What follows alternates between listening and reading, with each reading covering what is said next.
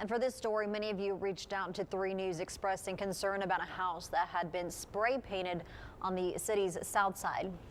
Bizarre story here. The graffiti on that house appeared to promote a pornographic website, and the display was just a few homes away from an elementary school. That's where we got all the complaints. And here's a look at the house in question in the 7700 block of Cimarron, which is near Mireles Elementary School.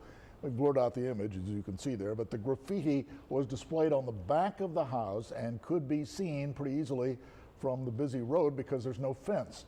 The residents told us they were not sure if anything could be done because it was private property.